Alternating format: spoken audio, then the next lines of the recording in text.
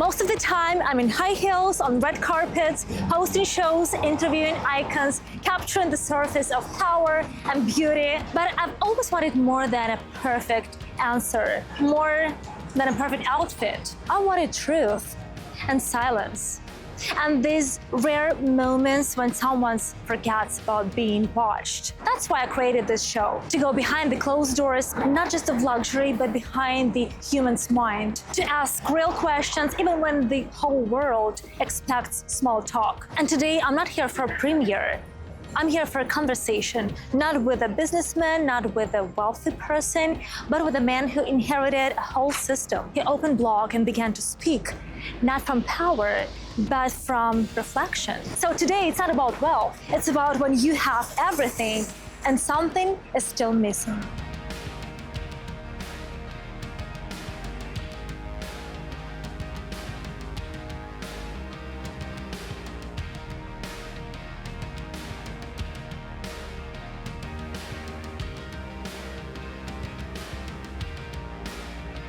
Oh, who's that, Sophie? Hi, nice to see you. Thank you so much for having me Thank you for coming. Come on Hi, in. Sophie. Hi, girl. Is she gonna be with us today? She is going to be wherever I am, and she'll be thrilled. Thank you so much. Sophie will lead the way. Tanya, meet Hi, morning. Hi. my wife, Deborah. Nice to meet you. My daughter, Lauren. Nice to meet you. Thank you so much for having us today. And I love that the most part of the family all together. Can I ask you for a small luxury thing? A coffee? Sure. Yeah. What kind? A latte, espresso, Latte would be perfect. with regular milk, or what kind of milk? Anything, yeah, anything. David would not know how to use this. This is new. David would It's not. a new machine? Yeah. But even if it was old, he wouldn't know how to use it. Well, no, I used to make you lattes. No, sweetie. This is not automatic. This is complicated. See, I'm very simple. You do something else? I love this cold brew coffee. Okay, Dreamy. it's simpler, It yeah. has a little hint of chocolate in it. Just a hint. It's very good. So do you drink it every morning? Yes. The cold one? Heavily diluted with water. He brings it on airplanes, the little vials, the coffee. Oh, yeah. Yeah, he doesn't trust the coffee anywhere else. Yeah, I don't I travel. love that you have your own traditions and rituals. I don't travel without it. I read in your blog that you've never drunk very expensive wine. Is that true? I mean, We don't ever buy wine. We get wine as gifts. I have no idea how much it costs. You don't buy something like limited, rare, No. vintage. No. yeah, we wouldn't It would be appreciate it. wasted on us. You don't collect it. Like No. some of the people, they collect something No, really no, no. rare. No. As I overheard David said, we're very practical. I wouldn't do that. Collect wine or But you collect art. yes, because we love it aesthetically to look at, not because we necessarily have to have name brand on the walls.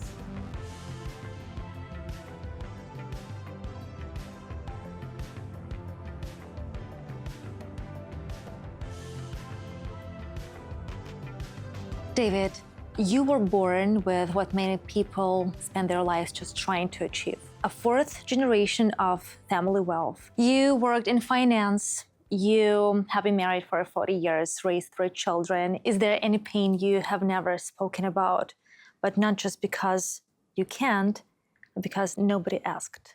Pain? I don't know if this quite qualifies as pain, but my mother has passed away.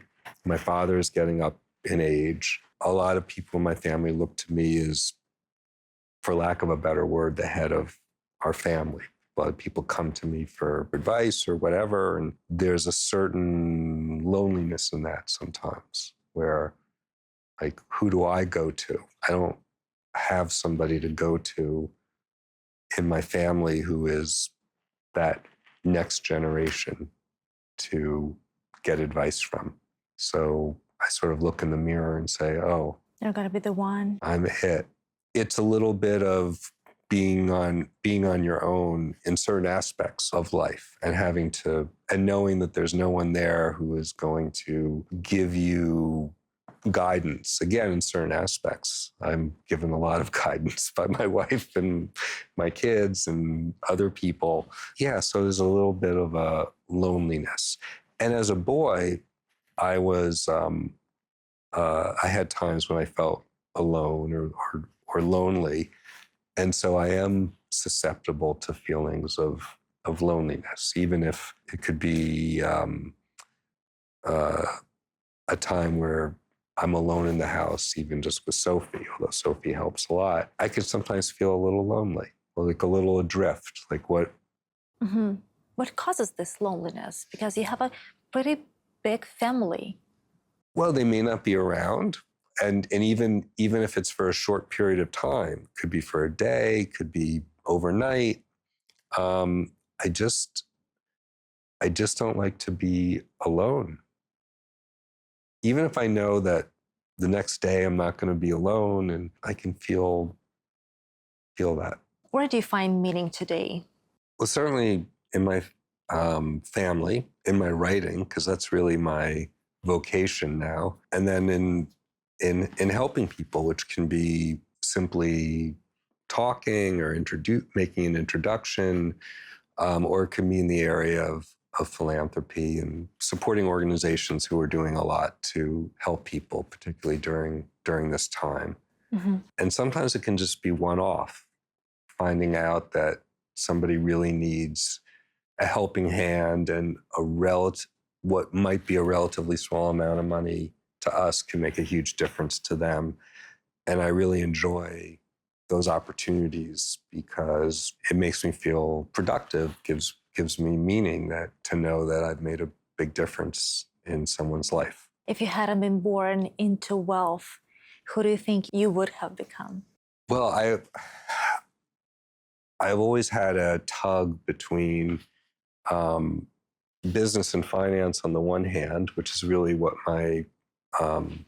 everyone in my family, or at least my father and my grandfathers, were businessmen and were in finance. But I've always been an intellectual. I've loved to read, and I did consider at one point becoming a history professor. Mm-hmm. But I had a very naive view of the academic life, that it would be everybody would be there just to learn. And then when I discovered that it was as sort of dog eat dog and pre-professional as anything, I said, well, I'm going to do this, I might as well try to get paid for what I can do. So I went back. I only lasted one semester in pursuing a PhD in history. So maybe I would have become a teacher or a professor or a writer. I think a lot of it would depend on what family I'd been born into. And as long as you have been writing your blog on Substack, do you think that it deserves to have a book? I'm almost done with the first draft of a novel, so I would like to write a book. I don't think my essays together would be material for a book necessarily. I would like to put them in a book so I have them for safekeeping. When I started to write about my own life, I realized, and I started to look at what other people were writing, I realized that the picture that people had of people with wealth, whether they inherited it or made it or some combination thereof, there was a mystery to it. So I think part of my project was to offer a point of view that people could both find out what it was like to live in this sort of bubbled world of Manhattan, but also understand that there were a lot of things that everyone goes through that they could relate to. Growing up, for example, I never thought that I would find love. I was very shy as a teenager and through college, and I never dreamed that somebody like my wife would ever become my wife. So that was growing up. I didn't think that I had everything. I thought that I maybe would never find romantic love. I had a lot of insecurities. Oh, that's interesting. Why that? Because you are a good-looking man. Why did you have this so much insecurities? I didn't think of myself as being attractive. In 8th grade, I overheard a girl in my class refer to me as being very ugly. When you're in 8th grade and you're 13, I guess I was 14 years old, that stuck in my head. That's a trauma. I convinced myself, or I was convinced, well, I am not a good-looking person. In fact, I'm ugly, and it made me very frightened of women in general. I had my first girlfriend when I was, I guess, a senior in high school, but she had to ask me out because I was very afraid. You were shy. Very shy. It's so funny that we're talking about your insecurity right now, because lots of people, they struggle and suffer from this lack of confidence, and they think that rich people, elite people, famous people, they don't have any problems with that. And they're trying to learn from people like you how to be confident, and they think that something is wrong with them. Yeah, if you're overconfident when you're young, Bad. it could really lead you into making some bad mistakes. It would have been nice to have A balance. been more balanced, and I hope I haven't gone the other way now and become overconfident.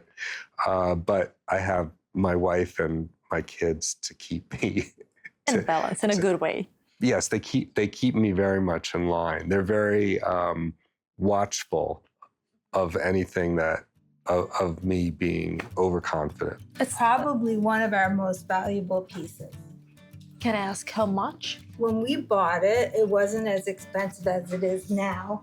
We bought it a long time ago. A long time ago. Hundreds of thousands, I would say. What's the philosophy or a story behind it?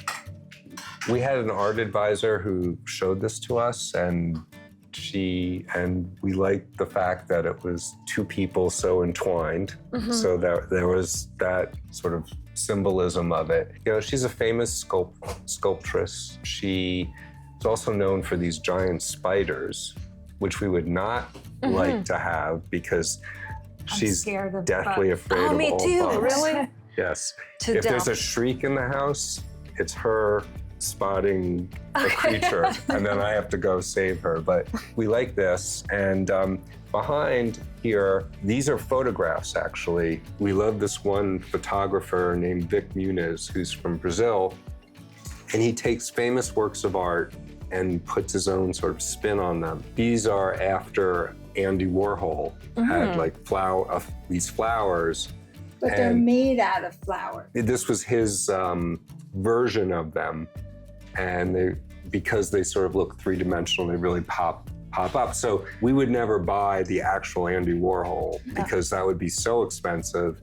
And actually, visually and aesthetically, we prefer this to the original. In your childhood, there was one scene in your blog, like, I can't get it out of my head. It's interesting. A formal dinner, you and your sister on one side of a table, crystal chandelier above the heads, and a silent housekeeper serving the dinner out of the shared platter. And there is something about it. And there was the napkin embroidered with your mother's initials. Right. It sounds like a scene from a movie, from another world. It was very formal. It was very formal. And I hated it. Really? Yeah. I mean, Why? because I had to eat what was served. That was like a big thing. And usually I didn't love what was being served because I was a kid. And it was I could feel that there was a lot of tension. I mean, looking back, it was formal and it was also tense. Did you want to escape it? Yeah. I mean, there was a time when we stopped having those formal dinners when my two younger brothers came along. And then I would eat with my younger brothers in what was, I guess, there was a breakfast room off of the kitchen. And that was much more relaxed. Who were you at this table? A son, an heir, a prisoner, or just a little boy? I feel like I was a little boy who didn't want to do something wrong. So I was scared of doing something wrong. What did you feel? Fear. I didn't I didn't want to eat the wrong way or refuse to eat or say the wrong thing. So I remember that as being a fearful time. It was a relief when those dinners started. I know that sounds very, as you say, like something from a movie, Downton Abbey or whatever you want to think about. For me, it was not pleasant. So you didn't bring any of those traditions and manners into your family, right? No, our dinners were in the kitchen. We had robust discussions and debates and arguments. I think the kids felt like they could say anything. There was a lot of laughter. Sometimes people would storm out. If my two sons, who were 4 grades apart, the younger one would always try to keep up with the older one, which was very difficult when you were 4 grades apart. So the younger one would sometimes storm out when he would, when they would have debates. They're very loving brothers now. Any embroidered napkins in your house? No, I don't believe so. No, it was in the kitchen. There was no one serving. I'm even trying to remember. But do you have any helpers in your house, like maids? We did. Housekeepers? We always had a nanny. We did start to have people come in to help cook. I don't remember exactly when, but I remember my Debbie saying, "I can't please everyone. I give up. We're just going to let what's important is that everyone be at dinner." And it was really her tradition that she started. So when the kids were younger, we would eat every night, and it was very important for me to come home from work to be at those dinners. But do you think those formal dinners, there were kind of a love or control? You mean when I was growing up? Yep. I think it was just an imitation of how my mother had been brought up. Mm-hmm. And so she just sort of carried it forward. Okay, this is what you do. You have dinner with your kids, and they're there to be, seen, not heard from, and someone comes in and serves you, and that it was a continuation of that. That was a pretty long interview, so we need some break. Is it just water? Yeah, it's for Sophie. Oh, it's for Sophie. So we just remember to fill up her water. Great. In fact, I'm gonna fill it up so she has water. I'm pretty hungry. I'm sorry about it. No, it's fine. It just me as a woman, I need my coffee is a lunch for today, I guess. Well, I'm having chicken and veggies. Oh. I am gonna use some mayo with it. So. Do you use mayo? Avocado mayo. Avocado mayo, okay, but it's still, that makes sense. It's still yes. kind of, It breaks the rules. Yeah, it's not totally in sync with the rules. It's just what I like. So I don't eat red meat just because it doesn't agree with me. So a lot of like chicken and salmon and shrimp and veggies. And I have a sweet tooth though. Sweet tooth? Yeah, like desserts, candies? If there's candy in the house, it will disappear. I will Really? eat it. Yeah. Oh, So, I can tell that.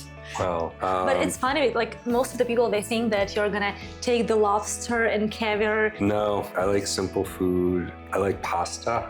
Yeah, I like pasta too. So I'm not a foodie. I don't go to like restaurants with many courses.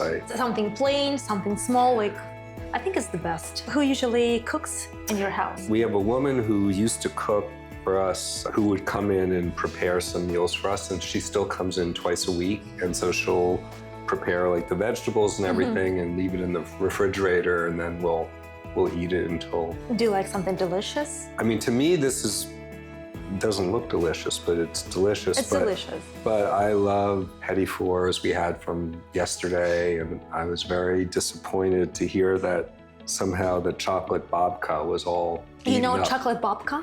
I love chocolate babka. How do you know that? It came from Europe, Eastern Europe. But it's a Jewish thing. Oh, right. Yeah, you're right. Babka, yeah. You realize most people watching this interview have never stayed in a 5-star hotel. But for you, it was the background since your childhood. And they might ask you, do you know how much a loaf of bread costs? Yeah, and I would not be able to answer that question. My wife Debbie runs the household, which includes ordering food and so forth, and then I organize all our finances. If I were running for political office, it would be very bad because I wouldn't be able to tell you, what a dozen eggs cost or what a loaf of bread costs or those sorts of questions. Have you ever been to some food markets?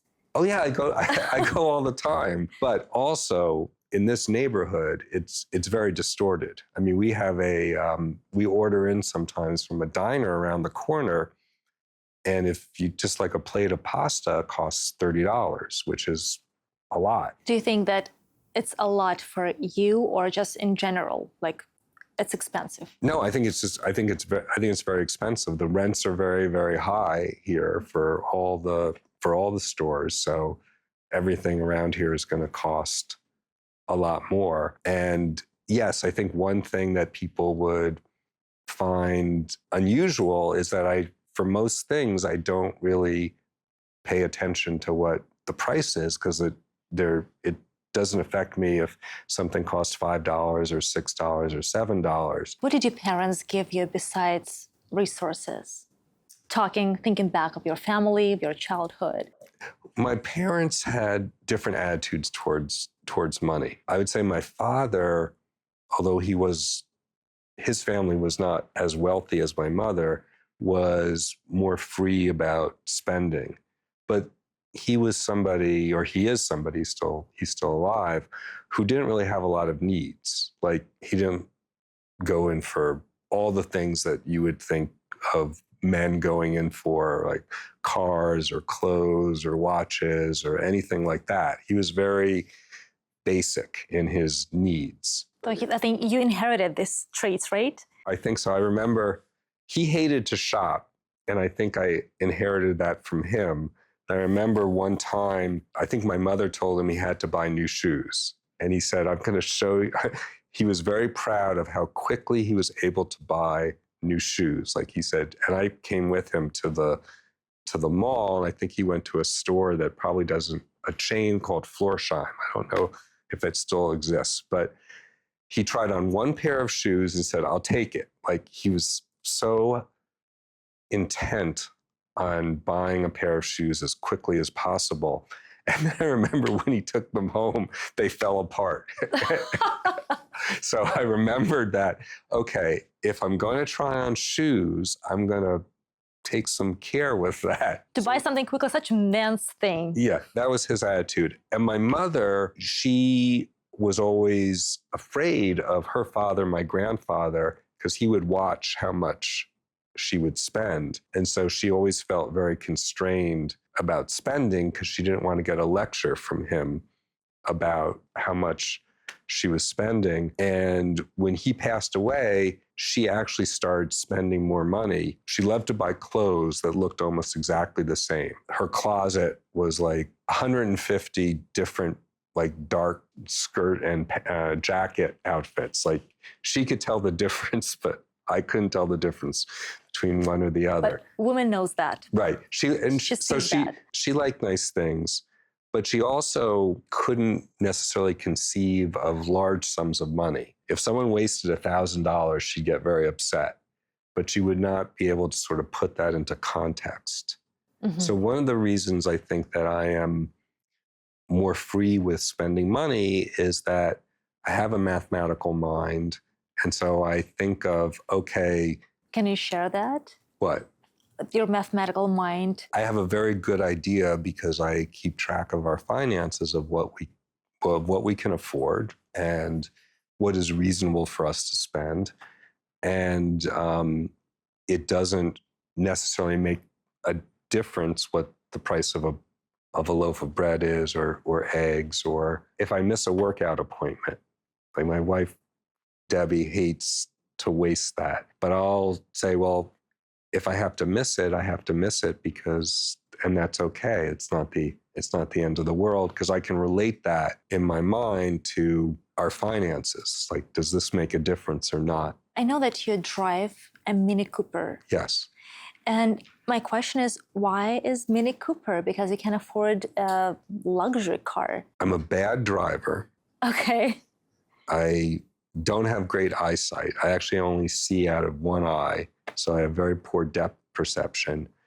And I used to drive a Jeep, but actually got into a few scrapes with the Jeep because I was very bad at judging.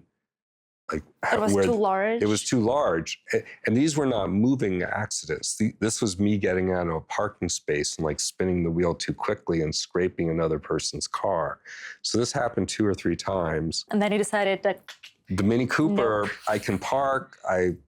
It's much better. How about to get a driver? Did you think about it? Sometimes we use a driver to go back and forth. We have a place out in the Hamptons, and we'll do that for the convenience of it. So I can be working and, there's no stress about driving or directions. Actually, I was curious why, as wealthy people as you, buy this simple cars like Mini Cooper, and people with less money, they buy luxury cars. What's behind of it? There's a status behind that. And so there's a statement that, hey, I'm in a car and people will know that I paid this much for the car. And I think maybe the same reason people might wear an extremely expensive watch or But you don't need to prove anyone anything. I don't feel like I need to prove anything, no. You mentioned in your blog that your marriage is an authoritative match. But your wife came from the wealthy family as well, but you both see money and expenses differently. I remember this, it was a hilarious scene when you both went to this wedding boutique for her dress, and she found the wedding dress she loved, you're ready to buy it, and then you figure out the price of this dress. It was $800, which in 80s it was pretty much expensive. Right. And your wife, she was not ready to this kind of amount. So she panicked, and the boutique team just gave her the paper bag to breathe into. She had a panic attack. It's cute, right? Well, at the time, so her parents were self-made. Like her parents were not born into wealth. Both her parents had successful careers. Her father as a management consultant and her mother as an interior designer. And they were able to send their kids to private school and live actually very close to where we are right now in this neighborhood. But she was brought up in a different way of thinking about money. She was brought up to always have certain value. When our kids were growing up, a lot of their friends who came from wealthy families, their parents would just give them a credit card, just like, I don't want to bother. And Debbie insisted, which was a great thing. No, we're going to give them an allowance, and they're going to have to come to us and say, well, why do you need this amount of allowance, and what are you going to spend it on? And it was a negotiation. So limited amount of money? Yes. That was great. So I think if I had been left to my own devices, you would give a credit card. I might have been lazy about it and not thought it through. So I'm very glad that she was able to balance that out. Do you think that this decision saved your kids from making bad decisions?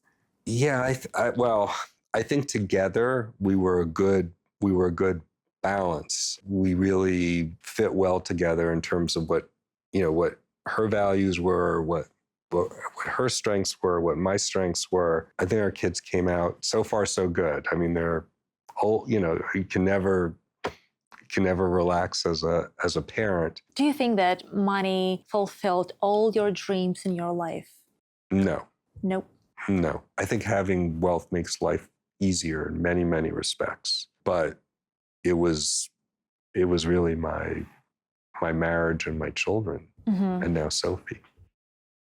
Who walks Sophie? I walk her every morning, and when it's nice out, it's a real pleasure because dogs can be loose in Central Park before 9 o'clock. But what if it's raining or it's cold, like in winter time? Do you still walk her? Yes, I will. If it's raining, I will take her on under one arm and have an umbrella so she doesn't get wet, because she hates to get wet. and I will go to the best scaffolding in the neighborhood. There's always some construction going on, and look for dry pavement so she can. Those are much shorter walks. But this is so cute.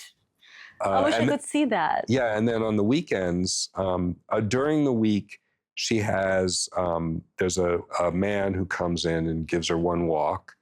And then we have a housekeeper who's like Sophie's third parent. She adores Sophie.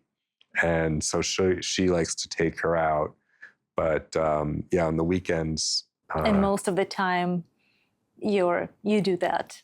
Yeah, I mean, again, Debbie and I divide things up. Debbie is the one who gives her medicine because she's more nimble. Debbie is the one who ties her hair because when Debbie's been away and I do it, it doesn't look like this. It's like there are like a dozen different little rubber bands, and it works. But Sophie always has bad hair days when I'm in charge of her hair. Why do you think people just have this negative image about wealthy people? I understand that a lot of wealthy people, they have like this rude behavior and addictive behavior and broken families. Is it a legend, or most of them are like that?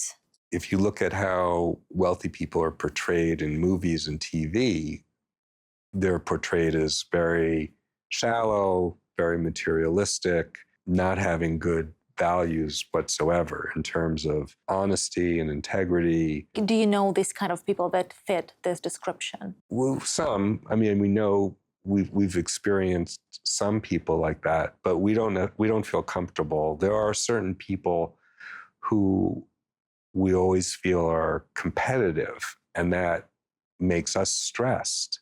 And so we don't really want to be with those people. We're much more comfortable being with people who are laid back, regardless of whether they have a lot more money than us or less money. What is the real truth about rich people?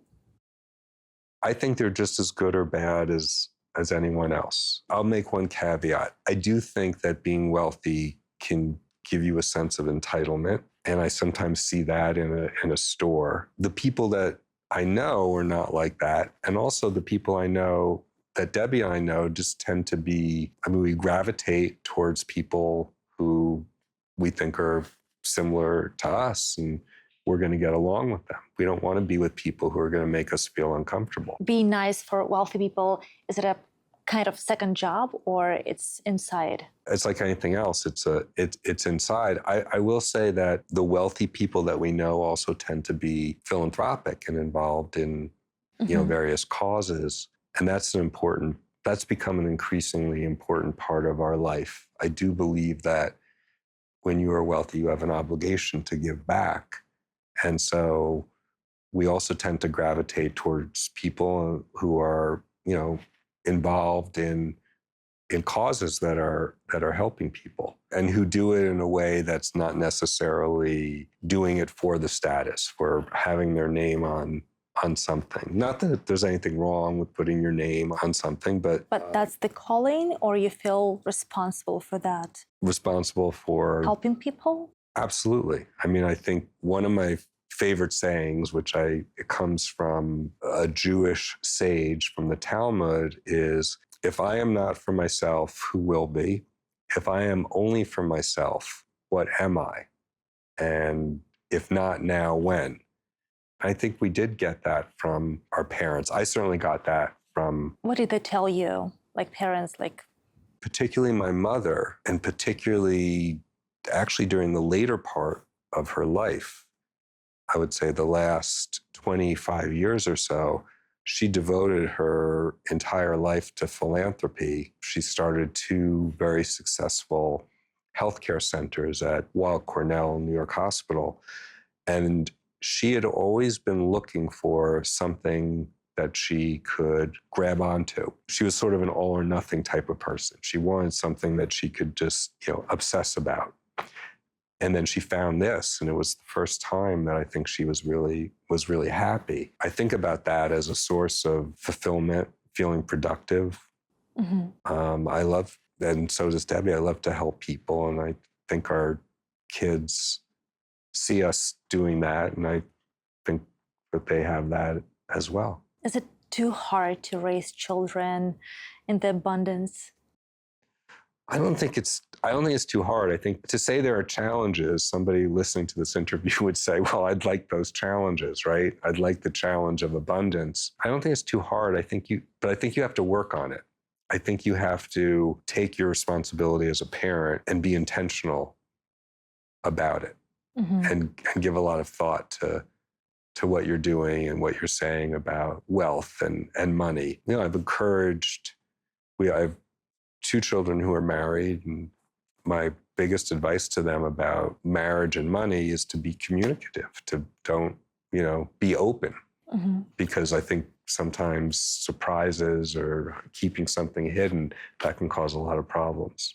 What is it for you to be a good father? And if I tell you that you did everything right as a father? Well, my children have stories that would Everyone has. that would tell you that I didn't do quite everything right. I have very good relationships with all 3 children. I treasure that as much as I treasure anything. What do you fear more, losing your fortune or losing your connection with your kids? I don't know how I would handle losing connections with my kids. I think that would be devastating to me. I work hard at being in a position where the risk of, I try to really minimize both risks. I think I have control over not losing my fortune, but I think I have even greater control over not losing my connections with my kids by my behavior and how I treat them, treating them with the respect that they deserve and love that comes naturally. Thinking back about the authoritative marriage, because we're talking about that you and your wife, you have the same financial background. Do you believe that the family can survive when 2 people have very different financial background? Yeah, I think so. I think that it could create more tension I think it's easier if you're part of the same culture and the same world. To understand each other? Yeah, you have almost like a common language to begin with. Maybe you had some of the same experiences. I think that is helpful. I'm sure there are plenty of marriages that are very successful where people come from different backgrounds. I mean, would you let your son marry someone who has nothing, no family name, no money, but she loves him? Yeah. Well, first of all, there's no letting my son marry. I mean, I would be delighted. No, the most important thing is that they're kind and they're going to treat my child well, and that they're going to be good, grow up to be a good husband or be a good husband or be a good wife. And we've been very, very lucky in that the 2 people that are in-laws, we think of our son-in-law as like a son and our daughter-in-law like a daughter. And we love them.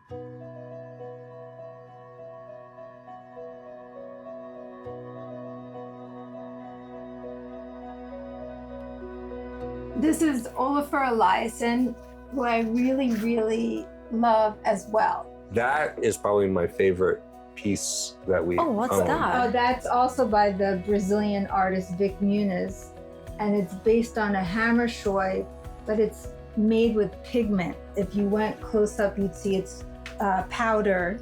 It's what gives paint its color. This is beautiful. Can we step inside, because I love this library? Of course. Yeah. This fence is for Sophie. For Sophie, and as long as you don't pee on the carpet, Did you get this? This carpet is fur and it's very, very soft. You have shoes on. But I it's very, feel very bad that soft. I'm in my shoes. No. Of course you should wear your shoes. But out of the entire apartment, this is where Sophie, if she's going to pee, she pees on this carpet. If she's going to make a mistake, she only wants to do it on the nicest carpet. I'm not gonna pee today. Okay. I'll hold it. Let me know about your library. I see a lot of pictures. Is this your family pictures? Yes. I think so, right? Yeah. And books. What is your favorite book? What do you read? I read a lot of fiction and novels, and I tend to reread my favorite ones. Which one? There's a French author named Marcel Proust, and so I tend to reread. He wrote this very famous book, In Search of Lost Time. It's like 3,000 pages, but I tend to reread just the first 400 pages. A book to me is like, can become a friend. I know that book very well. I know its main character, Charles Swan, very well. It's called Swan's Way. Do you have it here, Really this enjoy. book? Yeah, I probably have many different. Oh, Nabokov? Yes. Do you really? I read a lot of it? Nabokov. Yeah. Oh. All these books David reads, these are more history over here, and these are more. Let's see, Proust would We be. did alphabetize. Oh it yeah, so recently. here we go. My birthday present was that he would organize the library, so we it's down did here. alphabetize these books. Here it is. Well, you had copies that fell apart. Oh so. wait, that's within. Oh here, Swan's Way. Yeah.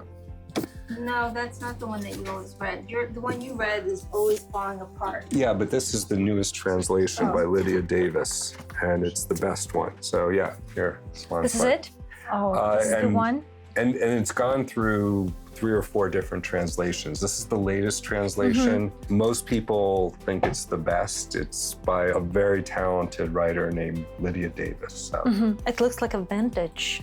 These pages. Is it something like the first edition or? no, this is just a normal. What do you usually do in this library? You read, you write, maybe you write your blog? I write on my desk. This is a little bit isolated, this room. We don't use this room as much as we thought we would. It's more a room where we try to keep Sophie out of. Isolated room from Sophie. And I love Hilary Mantel, who wrote about Thomas Cromwell. So I just reread that. Ian McEwan I like, Philip Roth. I'm just standing in front of, These are your friends. these are my friends. I'm gonna go get Sophie before she pees. That's her spot. That's her spot. Sophie, this way. Talking about people, most of them are under stress because of the financial problems, which you don't have. Have you ever woken up with anxiety that made no sense, even though your account balance is just perfectly fine? Sure.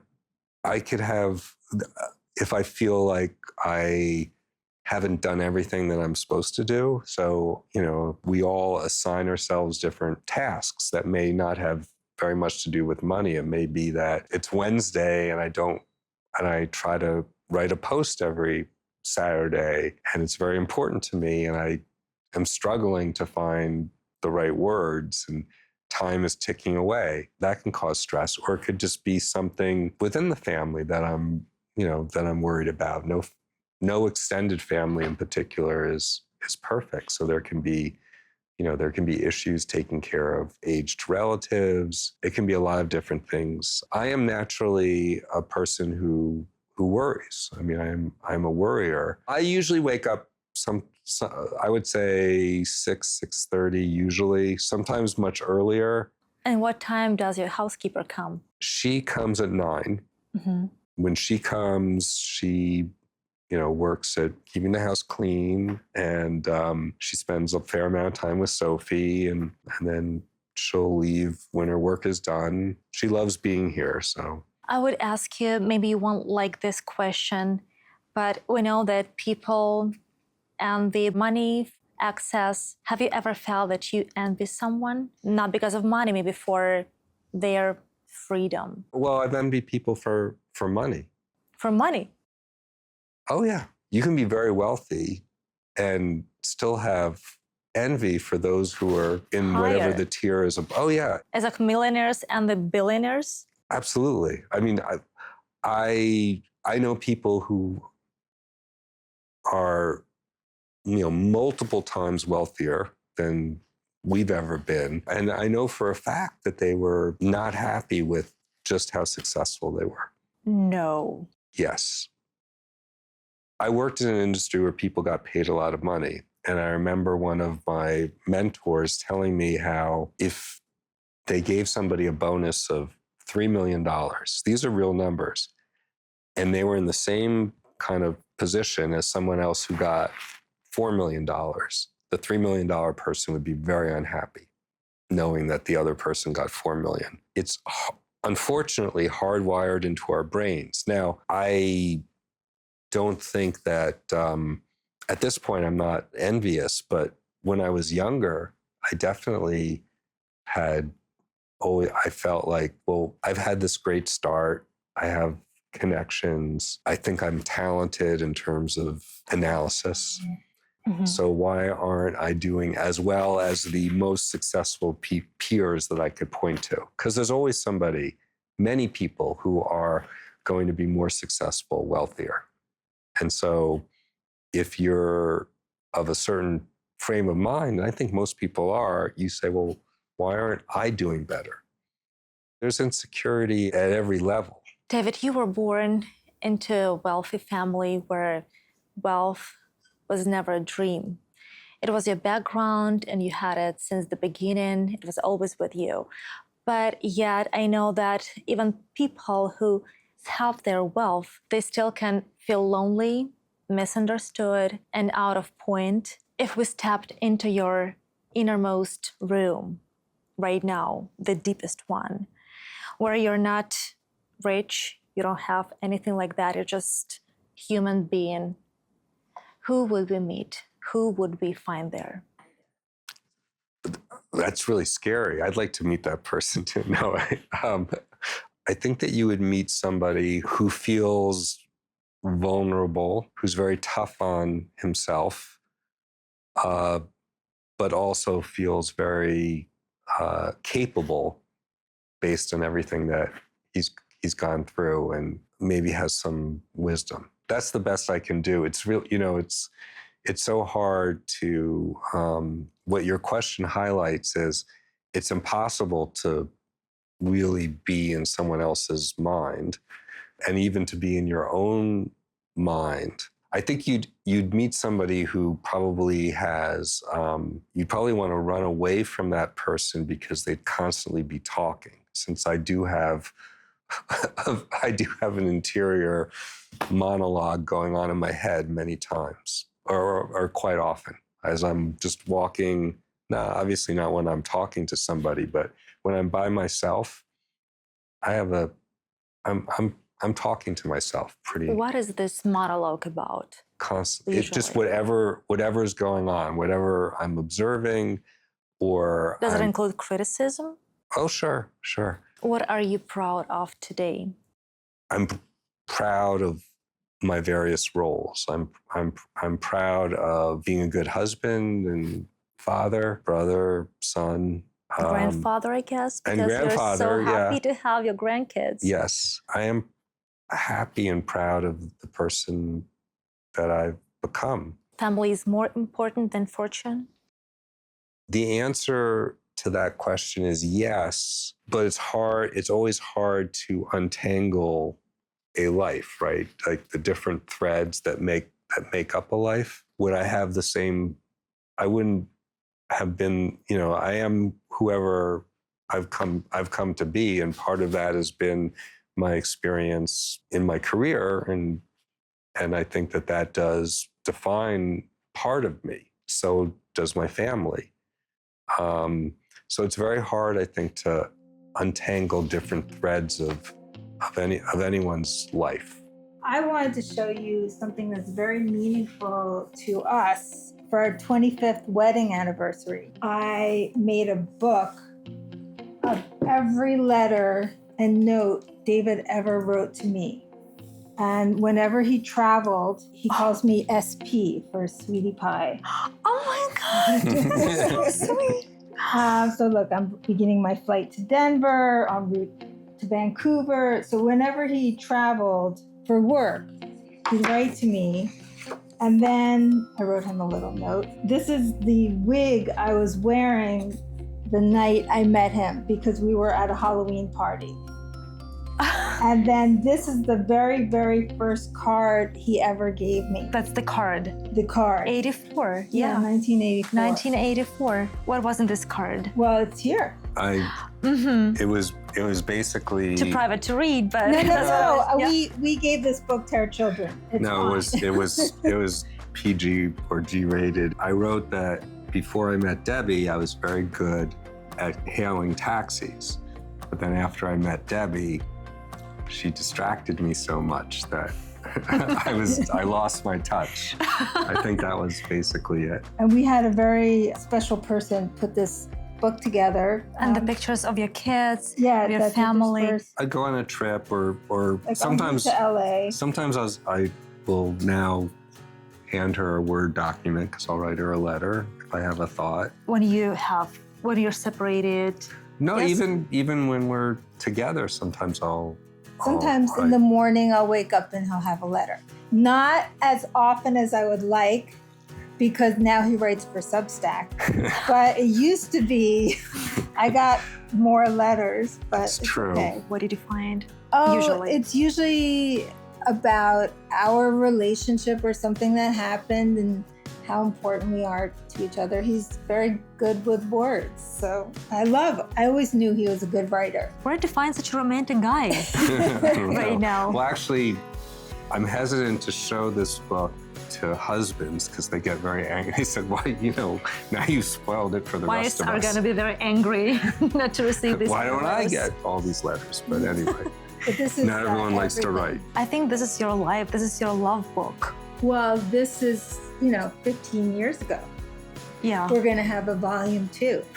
And 15 years ago, it was 25th anniversary. Yeah. And you, 40. till that date, you've had so many letters and things you said to each other. Yeah. That's the treasure. Yeah. I have my goosebumps. That's the best thing that I've ever seen. This is from 02. Some of them weren't dated, so I had to read them and figure out where we were in our lives. This is our youngest son. My youngest son knows Latin, so he wrote a poem in Latin about my silver wig the night we met. And here's the translation of the poem. You've been married for 40 years. What would you recommend to other couples how to save your relationship and your family? We were very lucky in that we kind of brought each other up, although my daughter would say she had a fair part in raising us as well.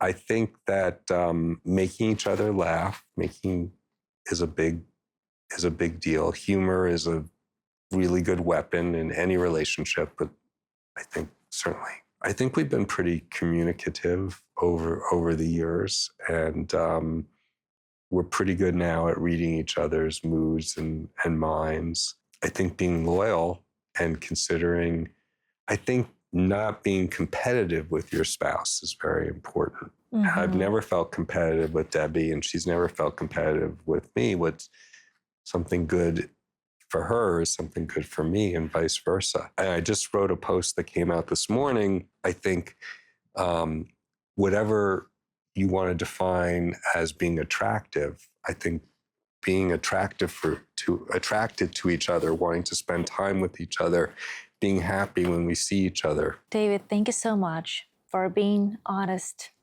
for this truth. That was really amazing. Oh, well, you asked very good, tough questions, and so you made me think a lot. So thank you. It wasn't that rocky. Thank you again. And I think Sophie left us, so that's the sign to end our conversation.